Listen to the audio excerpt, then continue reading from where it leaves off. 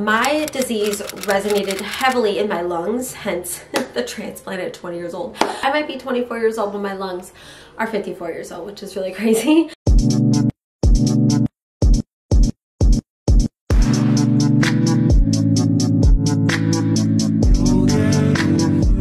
Hey guys, welcome back to my channel. If you guys are new here, hi, my name is Mackenzie, and for today's video, we're going to be talking about all things transplant, why I got a transplant, how a transplant happens, all of the things, all the qualifications, all the things after transplant, pre-transplant, workup, literally everything under the sun. So you either click this video because you are going through the transplant process, maybe you know someone who's going through the transplant process, or you're just curious about my story in general. This month is April, which means it is Organ Donation Awareness Month / Donate Life Month. So I wanted to make a video. It's literally April 25th. I'm so sorry. Before I get into the whole transplant of it all, I want to talk about why and when I got my transplant. So if you are new here, I received a double lung transplant October 28th of 2019. And the reason being is because I was in end-stage lung disease from my cystic fibrosis. So cystic fibrosis is a chronic illness that affects the lungs, the pancreas, and pretty much every other vital organ, but primarily digestive system and the lungs. So my disease resonated heavily in my lungs, hence the transplant at 20 years old. I had my first low lung function at 50% at 10 years old. So like I've just always honestly never really known what it was like to breathe easy until I received my transplant. So it wasn't just this easy thing that I was approached with. They were just like, you're gonna have a transplant, and I was like, okay, cool. And I just walked in the OR and had a transplant. It was a long process, years of, you know, kind of burying that thought. Like I always knew, you know of transplant, you hear of it, but it's the last resort, obviously, kind of option. So you're just like, I'm gonna try everything under the sun to push this off, push this off, push this off. So, you know, you go in the hospital, you get clean out, so you get a PICC line and you get IV medications and all the things to avoid. You become resistant to every other antibiotic and just nothing is working. The last resort is transplant. And you can either choose to do a transplant or not and just live your life to the end of its time. But I was not willing to just say goodbye to my life. So I chose a double lung transplant. With cystic fibrosis, it is always guaranteed that you will have a double lung transplant. You cannot have just a single transplant. So there are people in the world that have pulmonary fibrosis, they have COPD or other underlying conditions in their lungs. And so they might just get a single transplant because it might just be affecting one lung.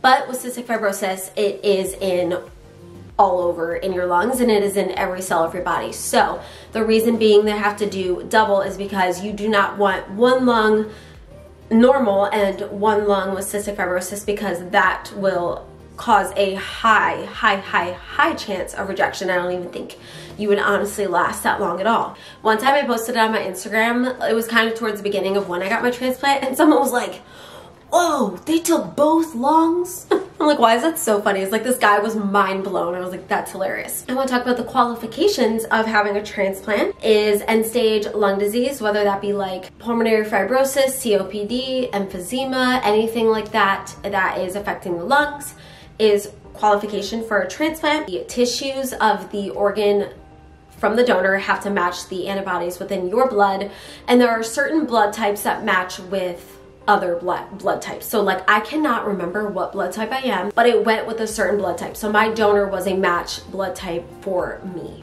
We're gonna start with the years before transplant. So I am a very smiley, happy, everything's good, everything's fine type of person. So when my disease was getting really bad, I was still like, no, I'm healthy. Breathing at a 19% lung function. I'm like, no, I'm good. And it was a day in 2018, and I had just got back from Mexico, and we had this big incident where I had a hemoptysis episode, which if you guys don't know what hemoptysis is, it is when you have a huge lung bleed internally and you cough up blood. And it's actually very common with cystic fibrosis, because with cystic fibrosis lungs, there are a lot of infections, and infections are what cause so much of the hemoptysis, especially at end-stage lung disease because your lungs are just, like, the whole thing is just scarred and infected and really, really bad. So you have hemoptysis pretty much every day. Like, at the end, I had it every single day. But this one particular time was really, really bad. I had passed out. It was weird. It was like I was laying there on the floor. So what had happened is I went into the bathroom. I started coughing up a little bit of blood. Sorry, trigger warning, but I started coughing up a little bit of blood. And then I came out and I just couldn't breathe. And I was like, okay, wait, Bethany, which is my older sister who also has CF. She does not have it as bad in her lungs at all. But she had her inhaler with her. We are not supposed to share. People with CF are not supposed to share. So, but my last resort, I was like, I need an inhaler. Took the inhaler, went back into the bathroom. My dad was like, whoa, you have blood all over your face. I'm like, I know, I don't feel good. And Bethany luckily was following me. She caught me. I had fell. It's like the best way I can explain it is that you're just drowning from the inside because your lungs are not working. And so I remember laying there and thinking, is this my time to go? And being seriously having this conversation in my head of like, oh, I actually might die right now. I had had a lot more issues with hemoptysis in my lungs and starting to look more towards transplant, but still avoiding it and everything.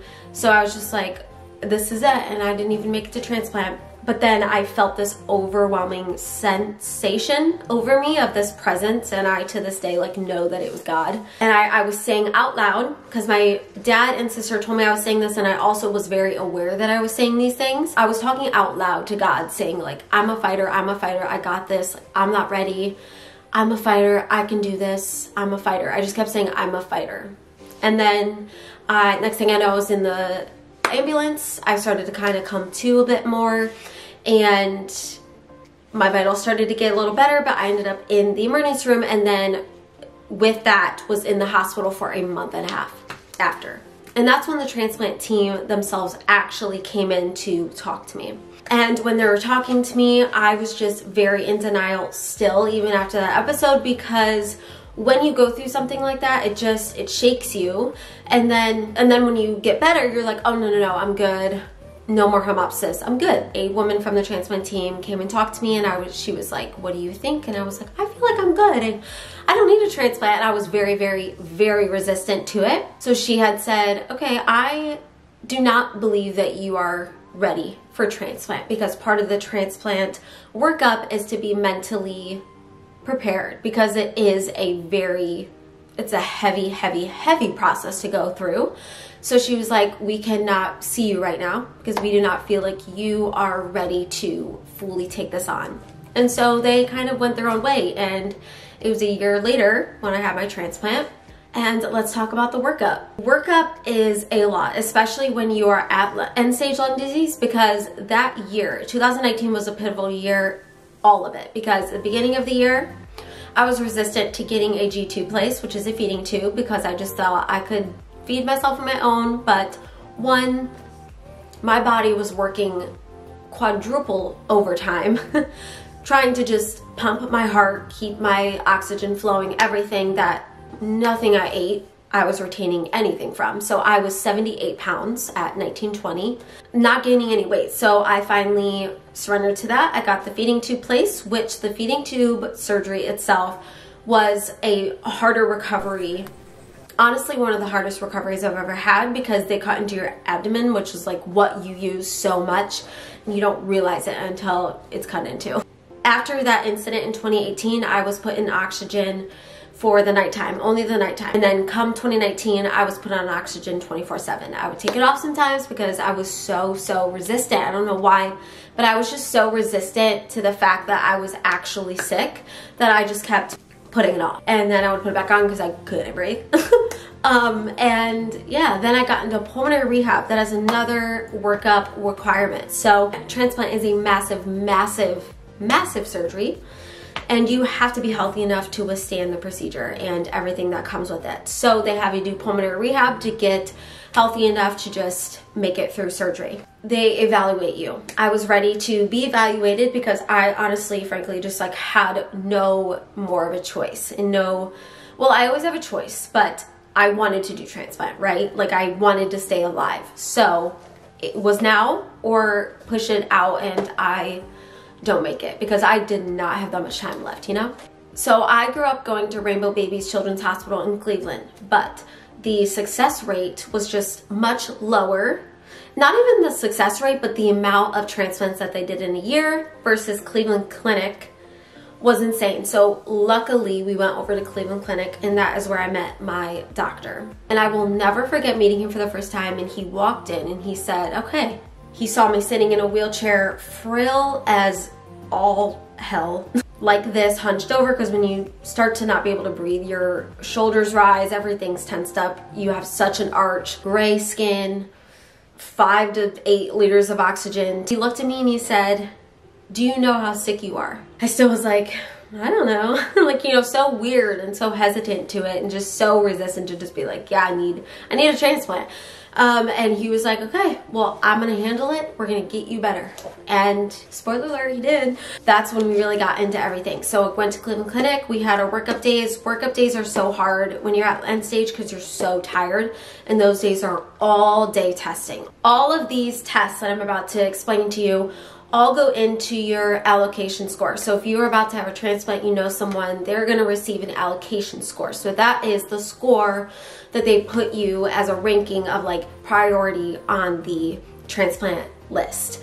And so I don't remember what my score was. It was definitely low enough to have my donor be brought to me in 12 days. And my doctor said, you know, you didn't, now says like you don't have more than 6 months. So it was just, God's timing was perfect on this. Your allocation score is made up of your pulmonary function test, which is things that I did my whole entire life, but there is a whole new set of tests that they do. It's not just the breathe in and blast out and hold it as long as you can anymore. There's like 5 or 6 other tests attached to it. And then there are what your oxygen requirements are. That also goes into your allocation score. Your failure to thrive, so like the things that you can't do anymore. So I wasn't singing, I wasn't dancing. I literally sat downstairs for that remainder of the months leading up to transplant because we had stairs in our house. I couldn't go up the stairs. Like my room was the chair in the living room. Your weight goes into it, all of your test results, and also your willingness to comply to the things that they ask of you. So pulmonary rehab, and then going to therapy, which I went to therapy for a little bit, didn't love it. I'm not someone who likes therapy. I'm definitely more accepting of therapy now. Like I would totally go to therapy now because I think I need it.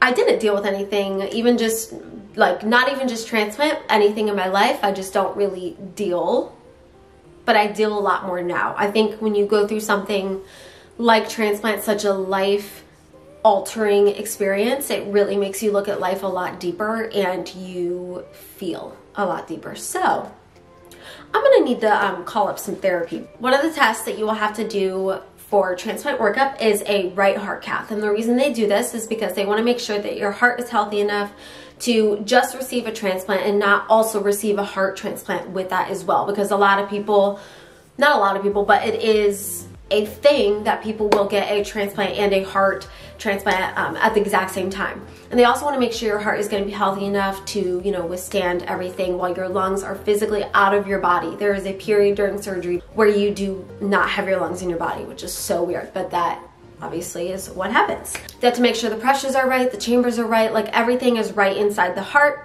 Mine was good to go, so we didn't have to do anything further with the heart. CT scans, MRIs, you have to go to the dentist, but they just want to make sure they can cover their bases with teeth, because infections in your teeth can lead to a lot of serious issue in your brain, in your heart, and everything like that. So you have to make sure you're good to go there. Another thing I had to do was I had to eat radioactive eggs. Literally go there, you eat toast and eggs, and they do a CT scan. I'm pretty sure what happens is the eggs have a kind of like a contrasty thing in them that makes them light up so they can track your swallowing muscle and how everything is going down. They're checking your stomach and just how you are digesting. Another thing, speaking of that, is manometry. I don't want to scare anybody, but manometry was the worst experience I've ever had in my life.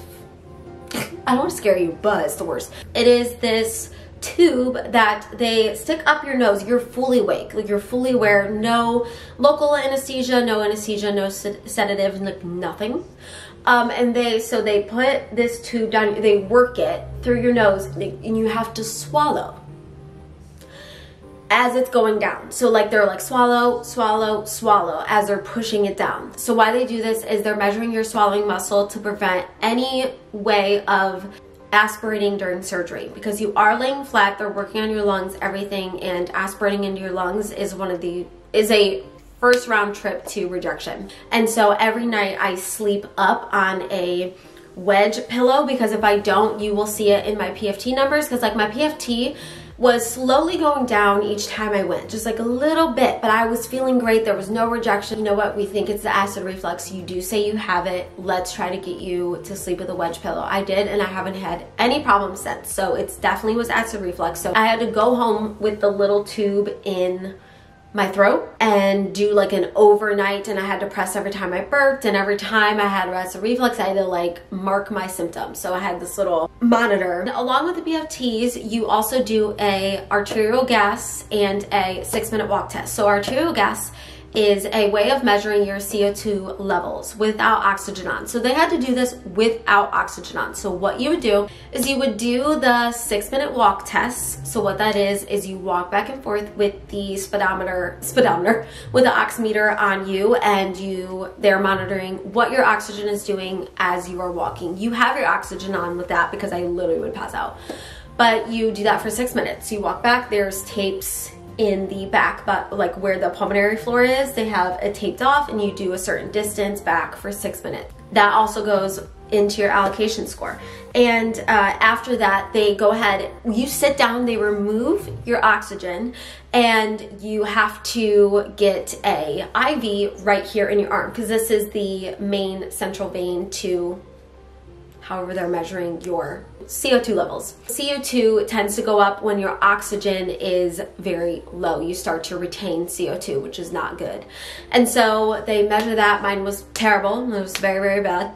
And I remember just feeling so lightheaded whenever they had to do that, because I just got done walking and I had to take off my oxygen. Like life like that was so bad. It was so terrible. And then I had a pH probe with Bravo. So that again is just to check for reflex. I cannot remember if that was part of the workup or if I did it after. I kind of feel like I did it before as a transplant workup and then afterwards. So then after all of that, after all the testing, and I'm sure I'm forgetting some other tests, if you know, feel free to comment. There's definitely more. But that time is kind of a little bit of a blur to me, because it's one of those things that are obviously traumatic. So in traumatic situations, your mind tends to push certain things out. So after that, I was listed and I was on the list for 12 days. They also do testing, you know, hepatitis C, hepatitis B, STI testings, all the testings. You have to make sure like everything is good, everything is right and under control before you go under a surgery like that. I got the call 5:30 p.m. I remember I went to my dad's, we were watching the Browns game. I got the call at 5:30 p.m. and on October 27th, so that was the day before surgery. And if you are in the transplant process right now, I feel like they almost tell you that it's gonna be what the movies show, where you get a call, oh my God, the organs are here, run to the place or you're gonna not be able, they're not gonna be viable for you. They were like, take your time, you can come later in the evening. You know, they still have to fly out and go get the lungs, everything like that. They were very calm. As soon as I got the call, I knew it. So my phone was sitting there and I had got a missed call and it said a 216 number. And I had known to be aware that a 216 number is going to be calling me once I was listed. That is one of the weirdest experiences, because you're waiting for this call every single day of your life, but you're also dreading the fact that you're gonna get this call, but you also can't wait. It's the weirdest dynamic, like emotions against each other ever. But I remember I got a missed call from 216 and I didn't call back, because I just knew my mom would call me. I looked down, my mom was calling. I answered, she was like, Kenzie? And I was like, yeah. And without hesitation, without even thinking about it, whatever, I started throwing up. Threw up. I was eating dinner, I just started throwing up every bit of the meal that I ate. And it was so weird. I threw up and I was the most calm that I had ever been. I went back to my house, I showered, and I just got ready and I left. And I was so calm the entire time. It was like this intense feeling of, I'm okay. I looked up at the Jeremiah 29:11, which is, "For I know the plans I have for you, plans for hope in a future and plans to guide you," Bible quote. And I was just like, I believe that. My sisters got the call. They both lived in Tennessee here, and I didn't live here yet, obviously. One of my sisters was at the Titans game, and she literally had to fly, and like Titans traffic was insane, stadium traffic, so they drove the entire time. They didn't stop. I mean, probably once to get gas, but they did not stop. They traveled through the night, and they got there within like an hour before I got brought back. All my friends were in the waiting room. I remember going in and seeing one of my closest best friends, and she came up and hugged me, and it was just like this whole wave of emotion. We were both crying. Everyone was crying. It was one of the most intense. That will forever be one of the most intense moments like I've ever had. So when you get called for a transplant, there is always a chance that you may experience a dry run. So a dry run is when you are called that an organ is available for you, and you get there and find out that it is no longer viable, it doesn't work, whether that's like a problem with the donor. Anything under the sun can make an organ not viable. Luckily for me, it was 2 viable lungs, and I was able to get my transplant, but that does happen to people, and it is a situation I feel so much for, because I feel like that's such a heavy emotion to go up and then to go down and then have to experience it again. So I'm just glad it went well with me, but there's always a chance for a thing called dry run. I didn't go into surgery until like 7 a.m. the next day on the 28th, I'm pretty sure. My family got these little pagers, and so it would kind of say every step of the surgery. So they got a message, first incision, 9:14 a.m. I'm pretty sure it said. Let's talk about waking up. So waking up from transplant is a crazy experience, and something that it's hard to explain unless you are going through it. The experience while going through transplant and waking up was the fact that I would be awake and be aware that I'm on a ventilator. I could not comprehend, I still can't comprehend how this machine is breathing for you, but you're awake. How are you not breathing? That really always tripped me up, and I don't really know how to explain it, but it just works. It's just a sensation that you're also very out of it because you are on heavy drugs. That's how I explain it. It's not something that you are like totally aware of and you feel everything. You just go through this whole feeling. You just go through it because the only way is through, so you just go through it. Luckily, did not need ECMO, so that is where they are also helping your heart pump as well. So excubation. I wanted to talk about excubation because that was also one of the things that I was scared for, because I would watch videos of people getting extubated, and that always was not a pleasant experience that I ever watched. Like, I never watched a good one. It was always like, you know, they pull it out, they either have to put it back, or, you know, they're coughing, they're throwing up, everything is crazy. And also another thing that I was aware of is I might not wake up. Like, a lot of people don't wake up right away. Some people are out for days, weeks. Like, it's just a thing. You just never know. Everyone has a different experience, but there is always a chance, like, you just don't wake up. You stay asleep for a while. The bodies are just different. So the surgery itself was like 8 to 12 hours, somewhere in that window. And I remember waking up and like blowing my family a kiss and seeing them. Waking up and seeing them. And it was within hours of my surgery. So I woke up fine, and I was extubated fine. Like, the video itself, it amazes me. I don't like toot my own horn, but I was literally like, how did I do that? How did I do that? Like I said, the medications make the whole thing a blur, and you just kind of are going through the motions. And I remember they extubated me, and then they ask you, like, what's your name? Where are you? When's your birthday? What is going on right now in the ICU? I remember I didn't even realize that I was in the same place that I started at before I was wheeled back in the OR until like my last day there, because that's how out of it you are. You're not with it. You're not with everybody. You're just kind of like, and they give you a lovely fentanyl button that you can't overdose on because they make it that way, but you can hit that button and you just feel great. You feel great.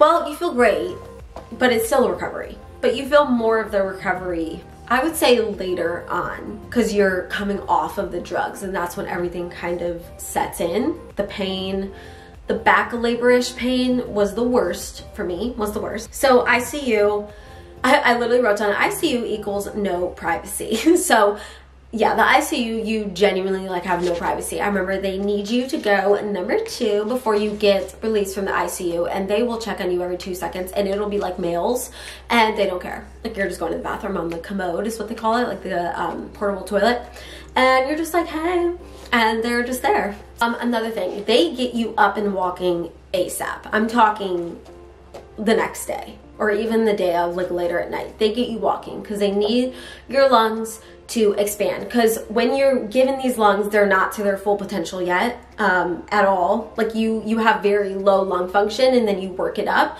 because they need to expand to your chest wall and your chest cavity. So yeah, so it's like this whole experience. They give you PT, and they give you respiratory therapists in your recovery unit, and you just go to town every single day. You try to walk every single day, many laps.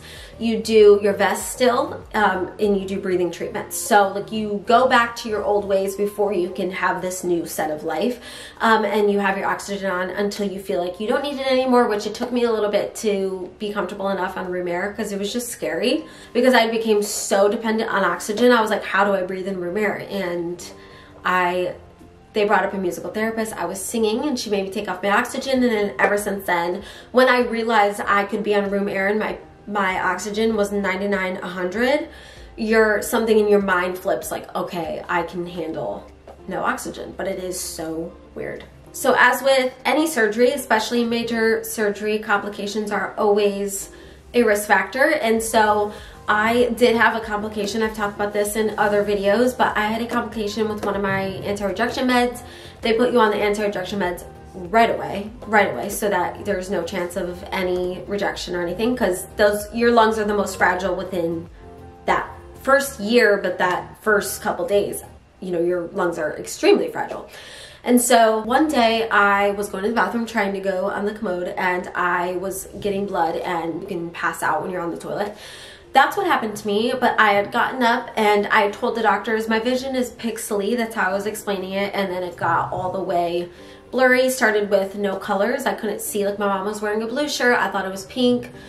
The colors started to fade, and then it fully was, I cannot see. And it was just how I explain it is it's black at first, and then it has like this like white cast over your eyes, and then you just see nothing.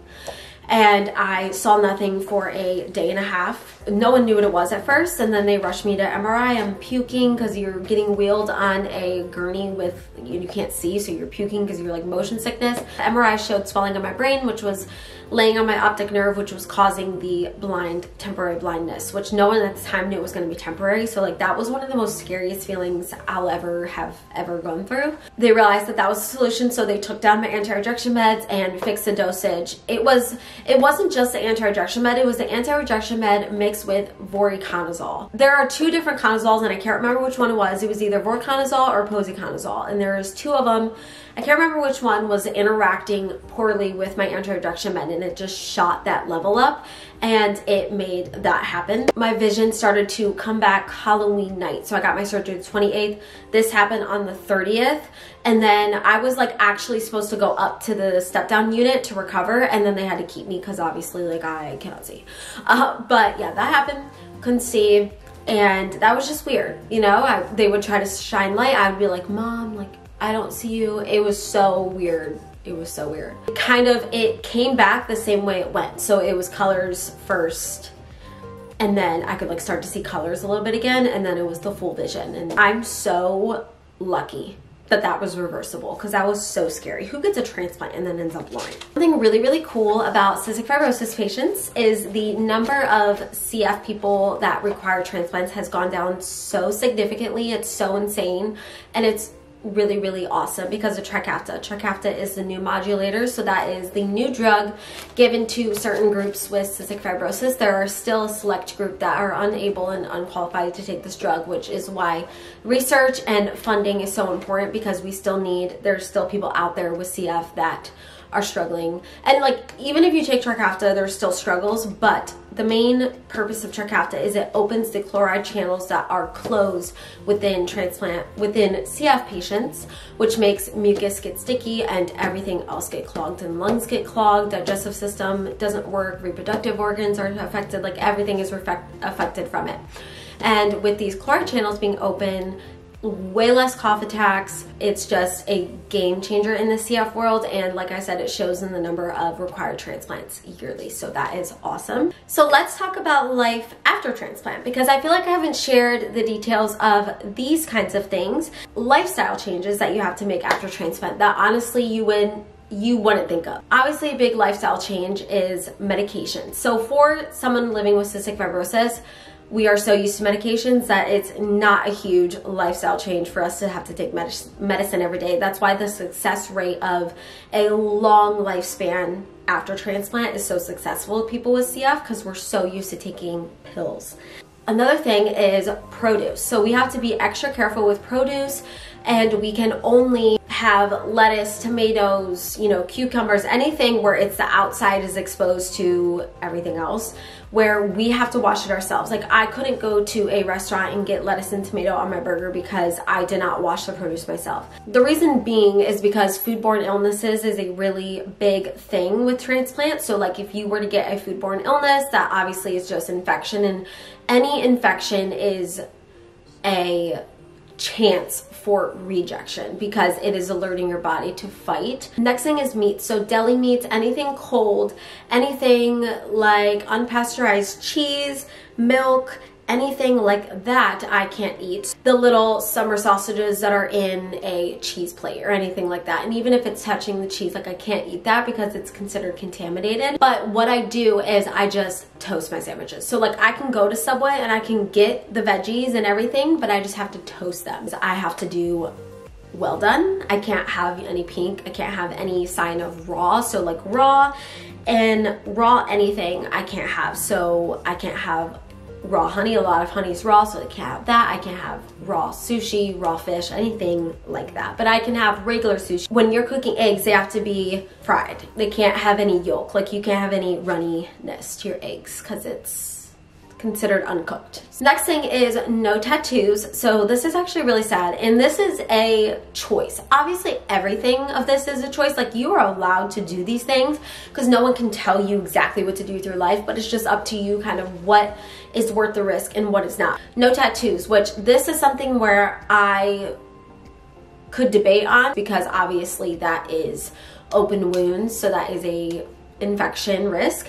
And then same with cats and dogs scratching you, any animal scratching you, you have to be very careful. Any like ripping of the skin, any scratch, anything has to be thoroughly cleaned. Pregnancies, talk to your doctor about it because there might be ways around it. I'm not like fully certain. I'm actually in the process right now of figuring out fertility because I just want to know for my future and know exactly what my options are and everything, because when you look online it says that it's a risk, but then people have also done it. So it's just, again, it's just a huge risk, and it's a risk for you, it's a risk for the baby because you're on very heavy medication. Next thing is sun exposure. So with transplant, you have a higher risk of developing skin cancer, so you have to be careful with sun exposure. Wear sunscreen, stay out of the sun as much as you can. If you're going to be in the sun, load up on sunscreen. Next thing is no gardening or yard work. There is fungus in the ground. There's a thing called aspergillus, which can be very harmful in someone with a transplant. That is found in a lot of farm fields and weeds and ground and dirt and all the things, so can't do that. Another thing also is like, I can't have flowers, so I can't have live flowers because the water can get moldy, be bad for you to breathe in. Same with the soil in the plants. So if you know me, never get me any flowers or anything because I'll have to throw them away. Heavy perfume scents. So like for my laundry, I get unscented everything, and I only wear perfumes that are like vanilla-y or just really light and warm, and I really only wear them sometimes at work and then when I go out, which is like very infrequently. So I do not wear like an everyday scent or anything like that. Next thing is vacuuming or anything with dust. Dust is just not good to breathe in. It's just an irritant to your lungs. So again, it's just any irritant to avoid would be good. And vacuuming obviously picks up dust, so you just have to be careful with that. Obviously, if I lived by myself, I would have no choice but to vacuum, so you just have to take the precaution of, you know, wearing a mask. Lowering sugar intake. So obviously I've developed diabetes. I never thought I would, but it's such a high risk because of the medications you are on. Prednisone you're on, the anti-rejection meds you're on, they will increase your risk for diabetes. Obviously, lower your alcohol intake. I like to have some drinks with my friends. Like that is one of the things that I kind of bend a little on, because I like to go out with my friends, and I would say that that is not just me. I feel like I've seen like other transplant friends enjoy themselves. You got the second chance of life, so you could live it and you could enjoy it. And if you want to go out with your friends and have a night, you should be able to. You know, that's how I look at it, but I'm not like a raging alcoholic. I'm not out every weekend. I'm not like slamming shots. You know, it's just like, when I go out with my friends, I like to have fun. Another thing regarding cats and dogs is the hair, just the same thing. Just breathing in anything is an irritant to your lungs. Another thing to look out for is if when you have CF and you had a transplant, you're still gonna develop colds post-transplant, but they're definitely gonna be different. They're not gonna be as dramatic or anything like that as like it would be if you had CF in your lungs.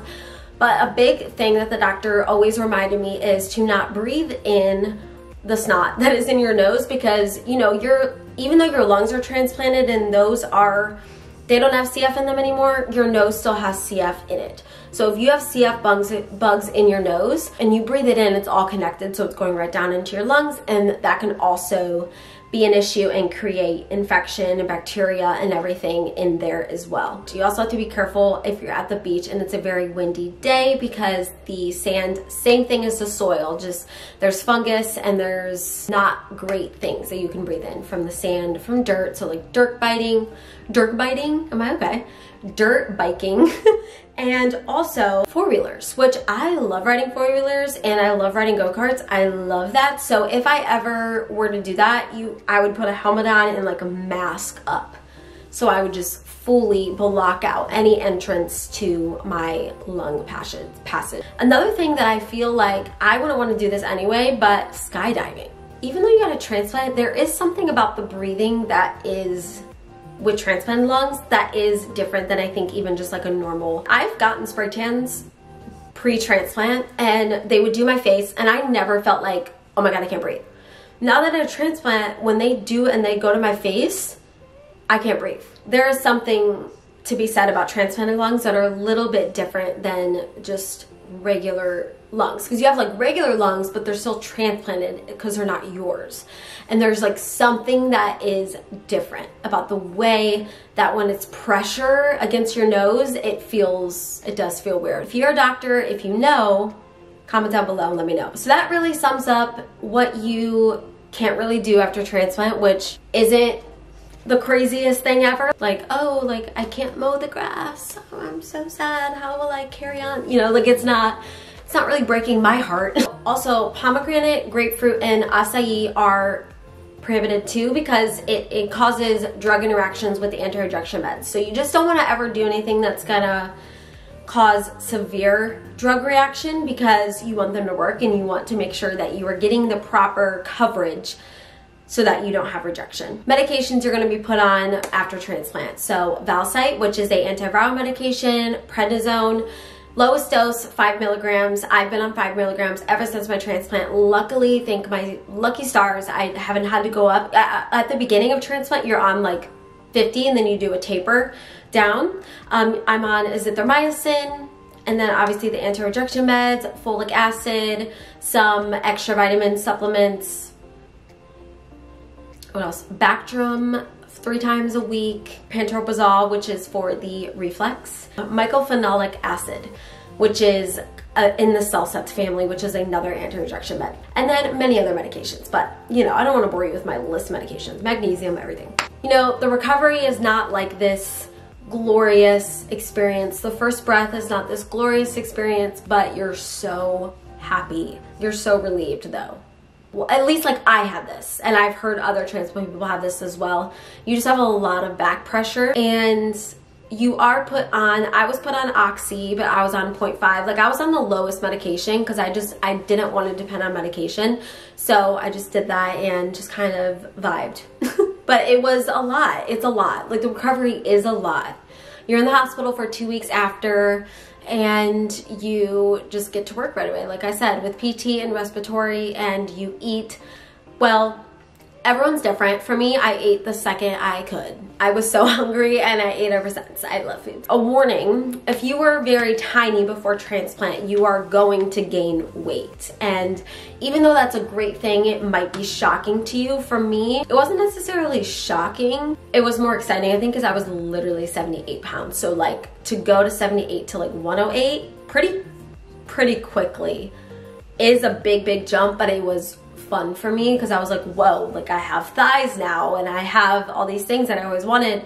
So it was fun for me, but just be prepared that you are gonna have like a really big jump in your weight. After transplant, you have frequent appointments, and right after transplant, you were there a lot just to make sure everything's going smoothly. Your PFTs are going up. You are given a PFT machine to take home with you, do your PFTs and everything like that. You usually probably are going to be put on an insulin regimen because of the high dose of prednisone and everything kind of coming into your body at once, your sugars are going to go up. I remember I was craving orange juice. I drink so much orange juice, and they were like, well, we're gonna stop giving you orange juice for a little bit because your blood pressure or your blood sugar is like 600. So like, we're gonna wait. Just be prepared for your life to change in the best way.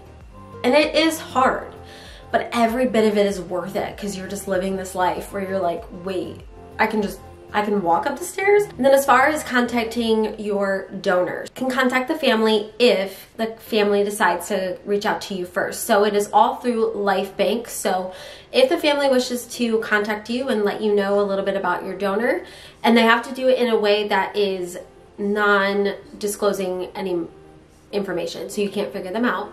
And so if they were to give you any personal information, it's whited out by LifeBank. Like, it goes through LifeBank, they review it, and then send it to you. The family of my donor did reach out to me. They basically just explained a lot about her. She is a Vietnamese woman, and she was 50. My lungs are actually like 54 years old, so I might be 24 years old, but my lungs are 54 years old, which is really crazy. Yeah, so they reach out to you, and then you can go from there, and you go with LifeBank, and every interaction has to go through LifeBank until the donor can decide to remove themselves from LifeBank and do like an actual meeting situation or anything like that. That was it for today's video. Hope you guys enjoyed it. I hope you guys got some information, and if you are going through transplant, I wish you the absolute best. Your life is about to change so beautifully and magically, and you are about to see the better side of life. You may not be a donor yet. Really consider being an organ donor. You can go to your local DMV, or you can go on donatelife.net and register as an organ donor and save a life like mine. Amazing. It's like my best gift that I will ever receive in life. Today's subscriber shout out goes to all my transplant friends. You guys are the best. Shout out to one of my friends,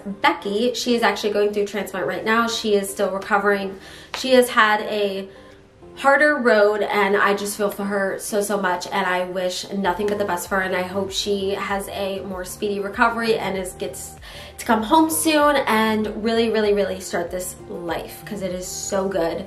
Remember to like, comment, subscribe, and share for more content, and I'll see you guys in my next one. Bye guys.